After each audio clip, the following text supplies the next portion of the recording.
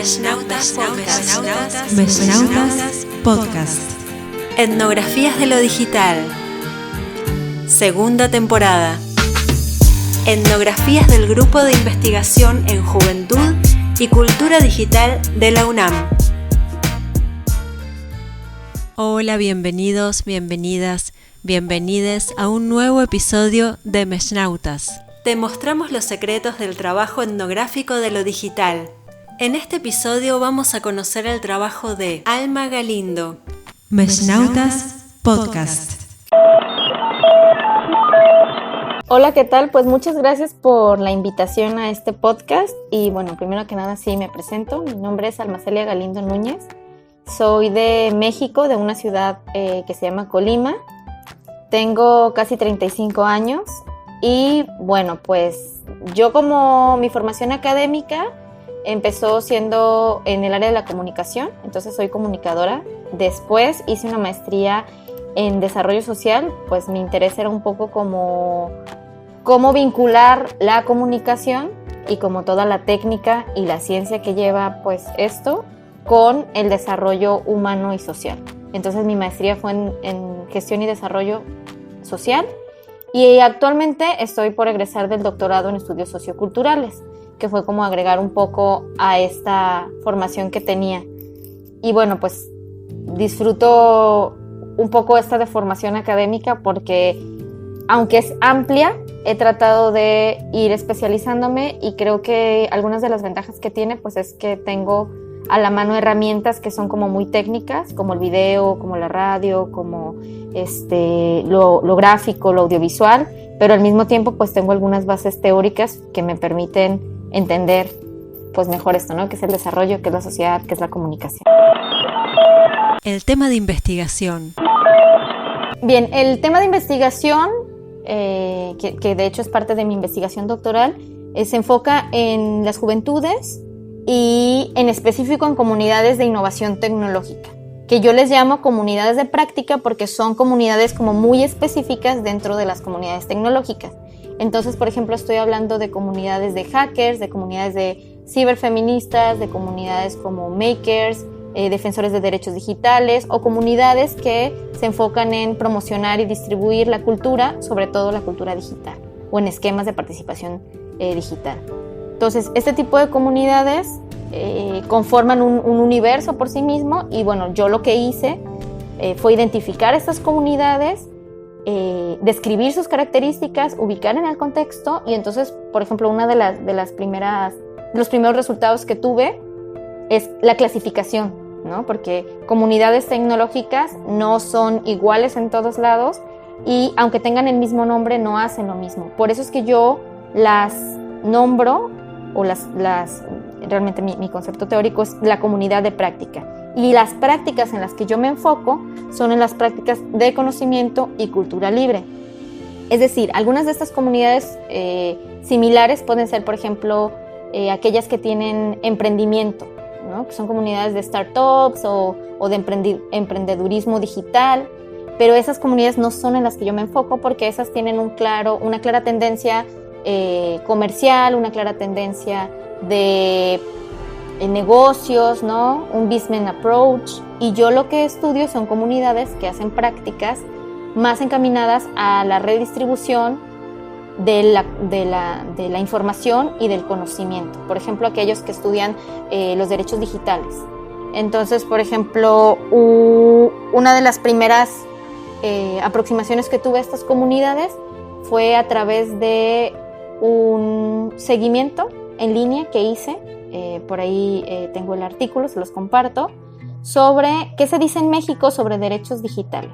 ¿Qué se dice, quién lo dice y en dónde lo dicen? Entonces, bueno, hice ahí, era un ejercicio para una materia que afortunadamente terminó en un artículo donde exploré el uso de hashtag relacionado con las palabras derechos digitales, derechos humanos digitales, ¿no? Derechos en México, para ubicar los actores, los discursos y los espacios en los que estas pues, prácticas tienen cabida, ¿no? Y cómo.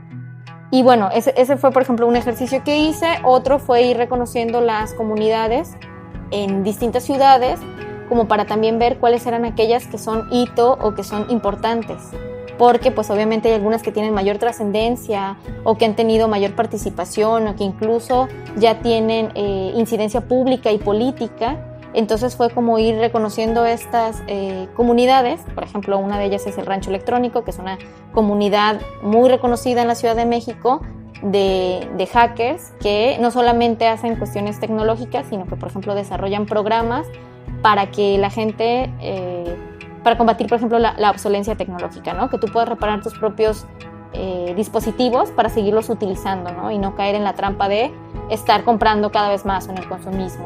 O, por ejemplo, una comunidad de makers en la ciudad de Aguascalientes que desarrolla un programa espacial educativo que lleva a educación pública y privada para enseñar a estudiantes cómo es un lanzamiento de satélites, ¿no? Pero ellos lo hacen con un pico satélite que los estudiantes construyen.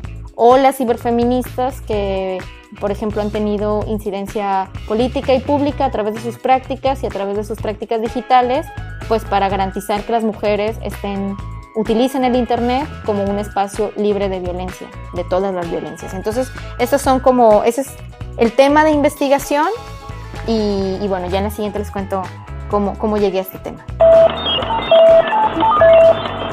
Yo elegí este tema de investigación, desde la licenciatura estudio la relación entre tecnología y sociedad, tecnología y comunicación, jóvenes y tecnología, que son como mis áreas.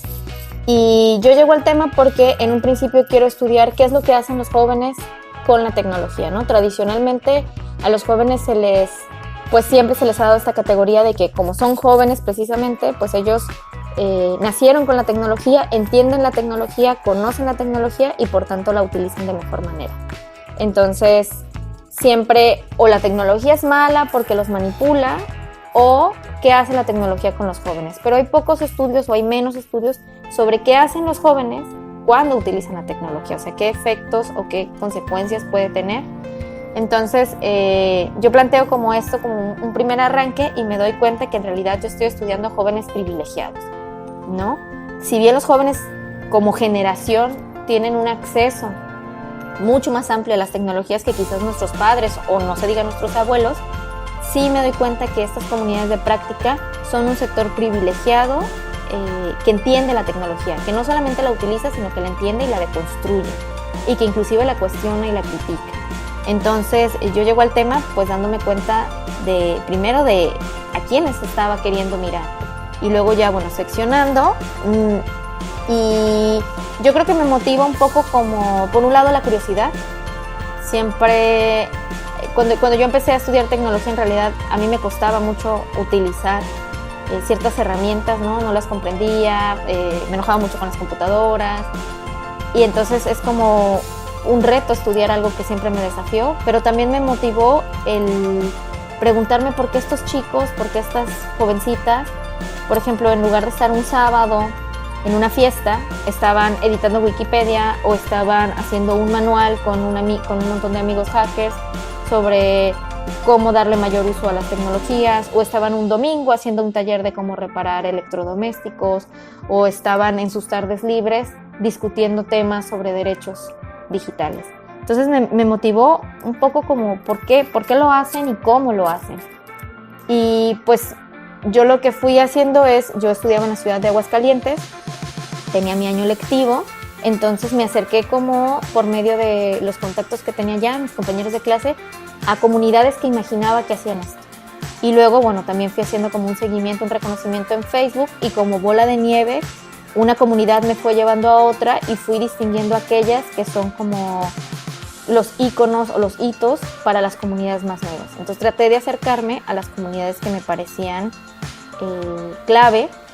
Por supuesto no podía desechar, por ejemplo, la Ciudad de México, que nuestro país pues tiene esta peculiaridad que es centralizada y mucho de lo que sucede en México se replica en los otros estados. Entonces me acerqué por lo menos a las comunidades más importantes de la Ciudad de México y luego, pues me acerqué a la de Aguascalientes, que fue como mi primer contacto, y incluí otras ciudades que por sus características me parecen interesantes. Por ejemplo, la ciudad de Monterrey, que es una ciudad muy urbanizada y pegada a Estados Unidos, ¿no? Entonces que el tema de la tecnología siempre, por ejemplo, tiene que ver con no solo la apropiación, sino la venta y el consumo de esto. Guadalajara o Jalisco, que es otro estado muy grande, el segundo más grande de la República, y que también tiene pues un parque industrial que promueve que las empresas se instauren ahí cuando vienen a las empresas extranjeras. Y finalmente Colima, que es la ciudad de donde yo soy y que por sus características de ser una ciudad de provincia, pues presenta otras comunidades distintas. Y así fue como pues llegué a este tema y empecé a clasificar y empecé a hablar con estas personas y a conocer sus comunidades. Seguí escuchando Meshnautas Podcast. Bien, ¿cómo llego yo del tema al problema? En un inicio yo planteo, pues, obviamente como punto de partida las brechas, ¿no? Pero no solo la brecha de acceso, sino todas las brechas digitales que hay para estudiar un fenómeno que tiene que ver con Internet. Entonces hablo de brechas culturales, educativas, económicas, políticas, cognitivas, generacionales, ¿no? Y bueno, planteo cómo está el escenario de las, por ejemplo, sociedades de la información, ¿no? Que buscan garantizar el acceso, que están creando políticas públicas para garantizar el acceso a Internet. Entonces ese es como mi punto de partida. Pero después me acerco a los jóvenes como una población que, como ya lo decía, se piensa que hay mayor acceso y mayor apropiación hacia las tecnologías, ¿no? Entonces, un primer problema pues es definir qué entiendo por jóvenes, en este caso por juventudes, y cómo es que se relacionan estas con Internet. Entonces, por ejemplo, yo encuentro que hay como los estudios sobre juventud y tecnología tienden a ser estudios integrados, compuestos por los jóvenes como consumidores, la relación de los jóvenes con la tecnología, ya sea como socializador o como herramientas de factores de riesgo. También pues cómo se relaciona la juventud con la educación, que justo ahorita en la pandemia pues cobró mucho sentido, como nuevos medios, como mediatizadores del acceso al conocimiento, y también pues como jóvenes que generan participación ciudadana y ciudadanía desde las nuevas redes. Entonces, partiendo como de esto, yo tengo como la premisa y después el supuesto de que las tecnologías para el desarrollo implican lo que Amartya Sen plantea como las libertades, que son aquellas habilidades, aptitudes o potencialidades que pueden generar los jóvenes para transformar su contexto. Entonces, el problema que yo encuentro es cómo lo hacen o para qué lo hacen. O sea, cuáles son los sentidos, que en realidad esa es mi pregunta de investigación, cuáles son los sentidos de las comunidades de práctica que hacen conocimiento y cultura libre para abonar al desarrollo, o para entenderlo o para conceptualizarlo, el desarrollo humano y social. Entonces, pues un poco creo que esto responde a esa pregunta. Y pues en realidad mis hipótesis era que sí, por un lado ayudan a otros, por un lado quieren como colaborar con otros, a tener mayor acceso, distribuir mejor el conocimiento, la cultura, pero pues también ellos como individuos también se benefician de esto, ¿no? Que no está peleado, pues porque el desarrollo como concepto implica que también el desarrollo personal es una parte importante para poder generar el desarrollo social, ¿no? Si no hay desarrollo humano, no puede haber desarrollo social. Entonces, pues también esa era otra de mis hipótesis, cómo ellos se posicionan frente a su propio desarrollo. Conceptos teóricos. Los conceptos teóricos en mi marco de la investigación, pues son obviamente el de juventudes, pues porque tengo que explicar que la juventud va mucho más allá de una edad o de una categoría etaria. El que tiene que ver con tecnología, cómo entiendo yo la tecnología, qué significa la tecnología, y por ejemplo ahí hubo una discusión de si eran tecnologías de la información y la comunicación o si eran tecnologías digitales, ¿no? Por ejemplo, ese es otro. Y por supuesto el tema del desarrollo, que yo lo asumo desde Amartya Sen, que lo plantea como las libertades para poder acceder a un mayor abanico de oportunidades. Y también autores como Appadurai, que habla de las capacidades, y una de las capacidades más importantes que tienen sobre todo los jóvenes es la capacidad de aspirar. Mientras un joven sea capaz de aspirar a algo más, es mucho más probable que logre mayor bienestar, mayor acceso a las oportunidades sociales que alguien que no tiene esta capacidad o esta metacapacidad desarrollada. Entonces, esas serían como las claves en mi trabajo. La etnografía en lo digital. Yo elegí la etnografía. En realidad, yo utilizo la etnografía con una variable que es la etnografía multisituada. Yo la elijo, porque creo que las características que tiene como perspectiva y como metodología son suficientes para entender y para responder a las preguntas que yo me hacía. Por un lado, pues porque te permiten herramientas como la observación participante o como la entrevista o como el diario de campo, estar presente y observar el fenómeno como tal, ¿no? O el problema de investigación. Entonces, me parecía que las herramientas son suficientes. Sin embargo, yo me di cuenta, por las características de las comunidades que yo estudié, que la etnografía, por ejemplo, digital, no era suficiente. Yo necesitaba una metodología que además me permitiera entender cómo se mueven o cómo se articulan los espacios de estas comunidades. Hablo de comunidades que, por ejemplo, tienen un hackerspace o un makerspace, que es un espacio que ellos gestionan, que ellos coordinan, que ellos sostienen de diferentes maneras de financiamiento, que van desde la autogestión y las donaciones voluntarias hasta alguien que tiene una empresa y con su empresa sostiene su makerspace, por ejemplo, o su Fab Lab.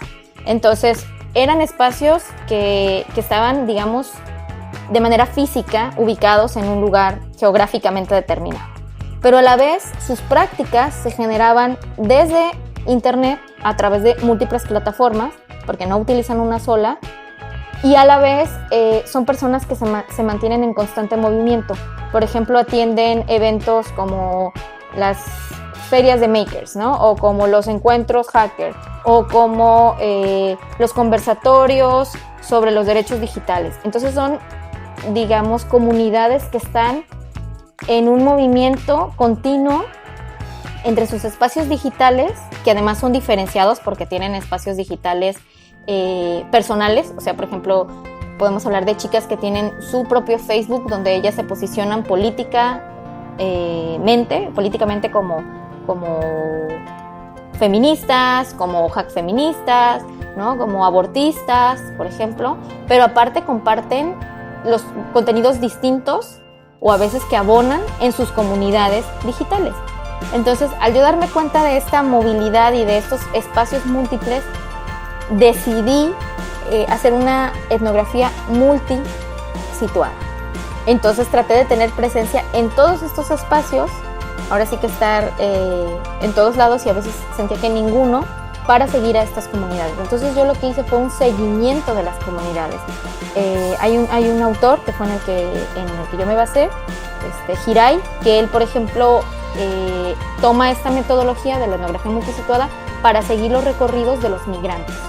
Entonces él sigue desde el lugar de origen, el trayecto y luego el lugar de destino a estas personas.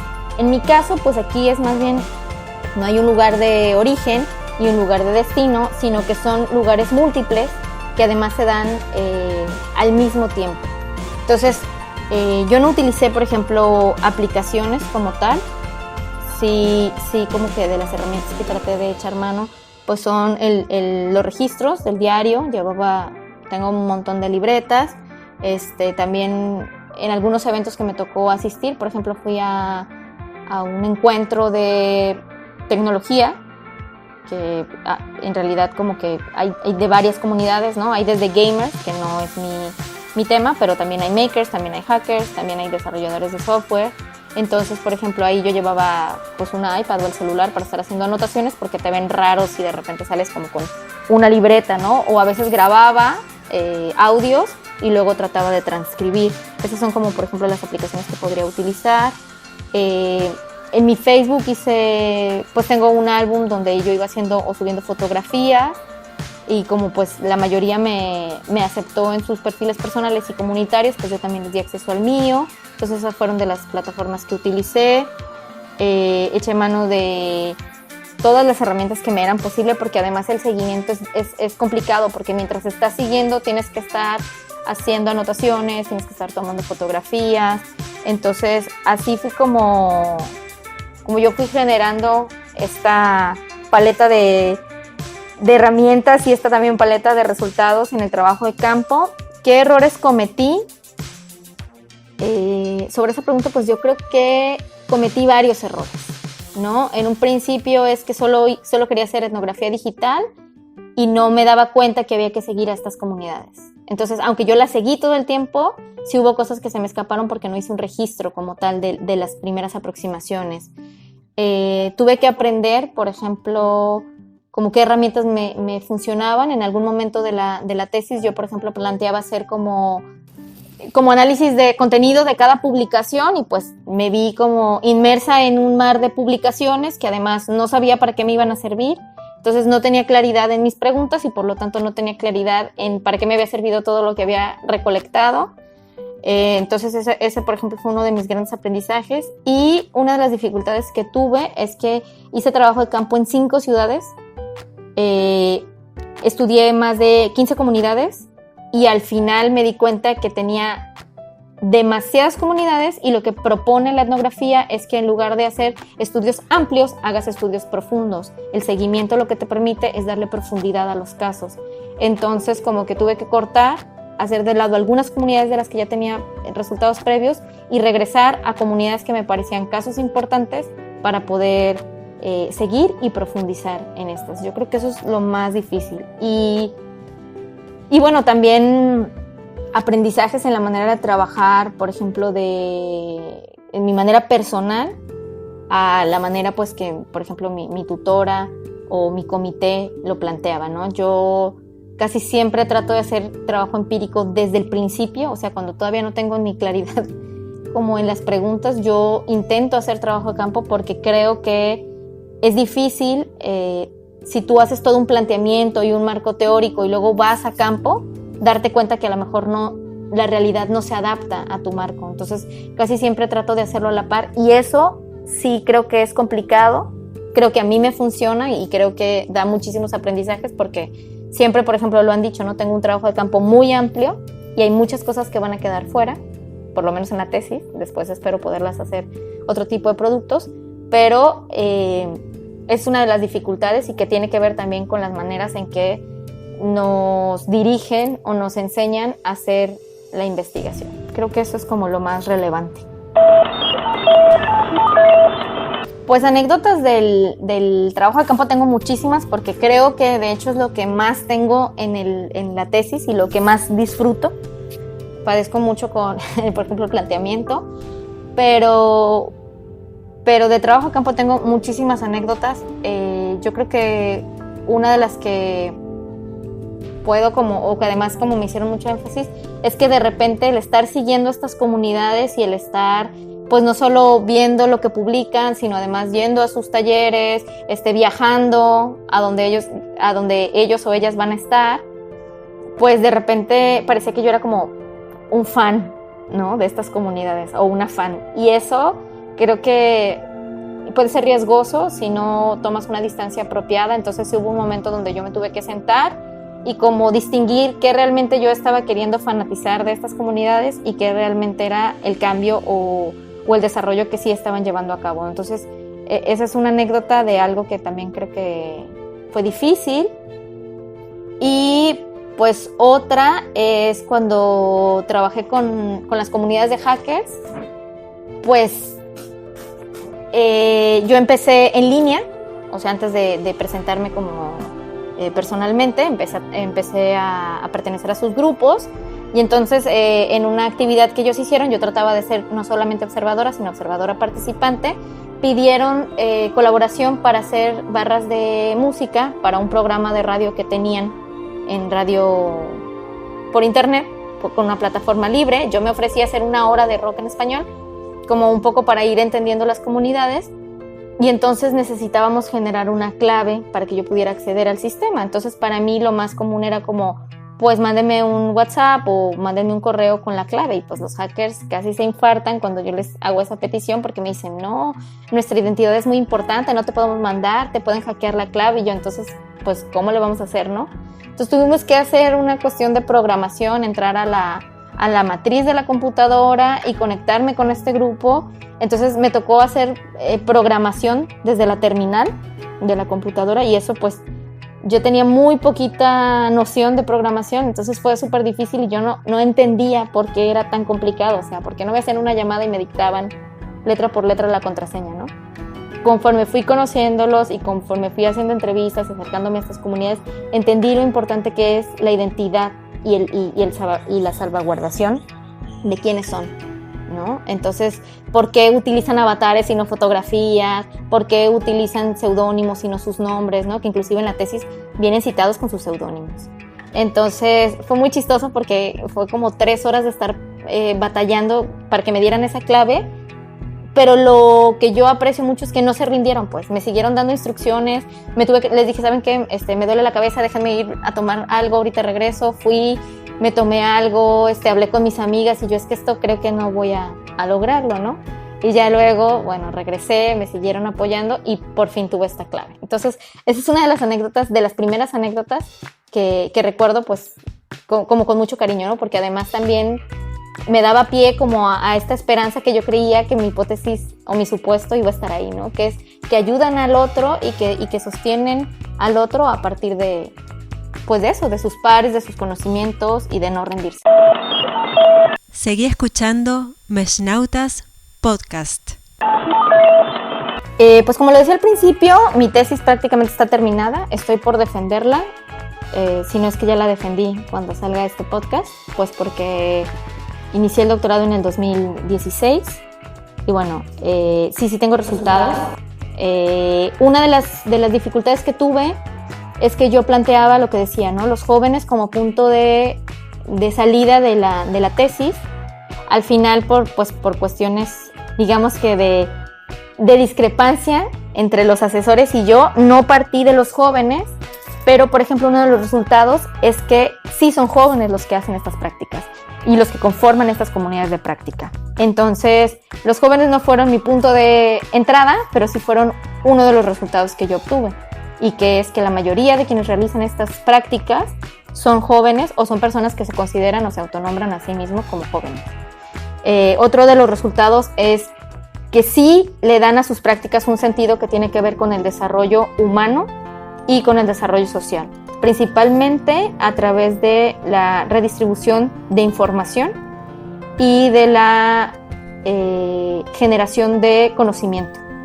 Entonces, por dar un ejemplo, uno de los chicos que yo entrevisté, él se dedica de manera personal, no como comunidad, pero de manera personal, a traducir manuales de programación o manuales de arduinos, que les llaman ellos, del inglés al español. ¿Por qué? Pues porque el tener ya información en un idioma rompe una de las barreras que podríamos hablar, por ejemplo, de una brecha, ¿no? Las chicas, por ejemplo, las ciberfeministas con las que yo trabajé, la comunidad, tiene una incidencia política que ha trascendido, por ejemplo, solo las campañas en internet. Entonces, por ejemplo, con una de las comunidades que estuve colaborando, hace poco aprobaron una ley que, bueno, en México se conoció como la Ley Olimpia, pero que básicamente es una modificación al Código Civil que reconoce la violencia digital como un tipo de violencia hacia las mujeres y que castiga pues a los agresores, ¿no? Buscando que las mujeres puedan vivir en espacios digitales también libres de violencia. Entonces, por ejemplo, esos son como resultados que tuve a lo largo de mi investigación, y creo que mis intuiciones al principio no estaban erradas. Como lo dije yo, desde antes de tener siquiera las preguntas, yo ya estaba en campo, yo ya estaba acercándome a estas comunidades. Entonces las intuiciones que yo tuve siempre fueron, o casi todas fueron acertadas, ¿no? Claro que los sentidos para muchos cambian y también por el contexto. Por ejemplo, las comunidades de makers que se encuentran en la ciudad que ya les decía, en Monterrey, que es una ciudad totalmente industrializada, urbana, pegada a Estados Unidos, el desarrollo también tiene que ver con una cuestión monetaria, ¿no? Con una cuestión de obtener beneficios económicos. Entonces, generar nuevas formas de sostener comunidades, de sostener prácticas y de apoyar a los otros. Entonces, pues sí, yo próximamente, pues si me lo permiten y cuando publiquen mi tesis, pues la puedo compartir para que vean los resultados que obtuve y cómo fui construyendo pues toda esta parte. Yo tuve muchísimos aprendizajes haciendo etnografía, ¿no? Yo no vengo de una formación antropológica, como lo dije, vengo primero de comunicación y luego de desarrollo, que en realidad ni siquiera hay un enfoque antropológico para plantear el desarrollo. Digamos, el desarrollo clásico plantea otro tipo de propuestas. Sin embargo, desde que empecé a formarme, pues a mí me han interesado este tipo de herramientas y estas metodologías. Entonces, casi todos mis trabajos han tenido un corte etnográfico. 2 de ellos de etnografía digital, ahora de etnografía multisituada. Y yo creo que, por ejemplo, lo que más aprendí en este último proceso, que fue el de la tesis doctoral, es como a sistematizar de mejor manera los datos. Creo que es importante no solamente guardar la fotografía, hacer el apunte de lo que viste, ¿no? O anotar cosas que preguntaste o grabar, sino como ir clasificando la información. Y creo que es importante estar presente en campo en todo momento, en todo el momento que obviamente sea importante, ¿no? Porque también te tienes que sentar a escribir y a buscar los argumentos teóricos para sostener lo que estás encontrando. Entonces, a mí etnografiar me ha permitido entender cómo se conforman estas comunidades y que van más allá de un concepto de qué es una comunidad de práctica y qué es un joven, a vivir junto con ellos de alguna manera los aprendizajes que entonces me permiten ya decir qué es un joven o qué son las juventudes y qué son las comunidades de práctica y cómo se conforman. Entonces creo que ese es el mayor aprendizaje, el estar ahí y en este caso el seguir a estas comunidades y a estos individuos a través de lo que hacen y lo que dicen. Y encontrar también pues estas tensiones entre sus discursos, entre sus prácticas, entre la estructura social que no les permite generar ciertas prácticas o ciertas ideas que tienen y que quieren realizar, y también pues ver cómo hay prácticas disruptivas a estas tensiones que reconozco. Entonces creo que eso es el mayor aprendizaje que tengo de la etnografía y pues creo que es súper útil. También a la hora de hacer el análisis me permitió tener como niveles distintos para acercarme al problema, ¿no? Por ejemplo, un nivel que yo ubiqué de análisis es el espacio. Hay que hacer un análisis transversal del espacio y cómo ellos entienden el espacio y cómo lo articulan, ¿no? Otro que tiene que ver con las prácticas, cuáles son, cómo las llevan. Un nivel contextual, que ese fue importante sobre todo porque estudié 5 ciudades del país. Y finalmente, pues, un análisis que tiene que ver con los sentidos, que es cómo simbólicamente interrelacionan todo lo anterior, sus prácticas, sus espacios y su contexto para pues generar o no el desarrollo. Entonces creo que estos niveles también la etnografía te permite pues ver a través de estos niveles y tener resultados. No, pues nada, agradecer pues primero a Daniel Daza que nos invitó como grupo. Obviamente pues también agradecer al grupo en el que estoy colaborando, ¿no? El grupo de investigación en Juventud y Cultura Digital, que pues gracias a las conversaciones que hemos tenido y que muchas veces decimos en los momentos más caóticos nos apoyamos porque podemos como dialogar con pares y también comparar un poco lo que cada uno está haciendo.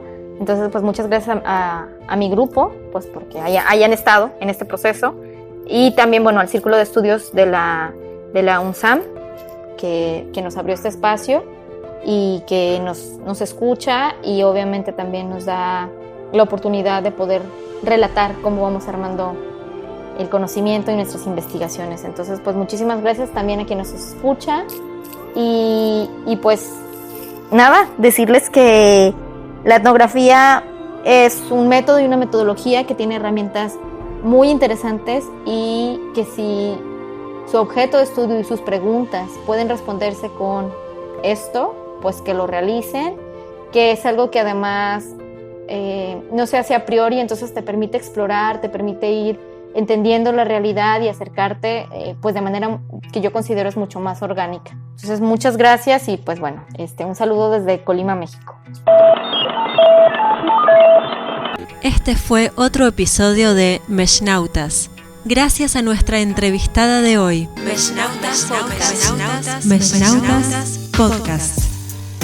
Gracias por escuchar este podcast. Los y las investigadoras de esta temporada forman parte del Grupo de Investigación en Juventud y Cultura Digital de la UNAM, un espacio interdisciplinario impulsado por el Seminario de Investigación en Juventud de la Universidad Nacional Autónoma de México, pertenecientes a la Red Nacional de Jóvenes Investigadores. Producen este podcast Florencia Adorno y Daniel Daza Prado. La voz es de Lucila Fioravanti. Si te gustó este podcast, sumate al grupo de Facebook Círculo de Estudios Antropología de lo Digital. ¿Apoyan este podcast? Observatorio Interuniversitario de Sociedad, Tecnología y Educación, OISTE. Centro de Estudios Socioterritoriales de Identidades y de Ambiente CESIA, de la Universidad Nacional de San Martín, Argentina. Meshnautas Podcast. Etnografías de lo Digital, segunda temporada.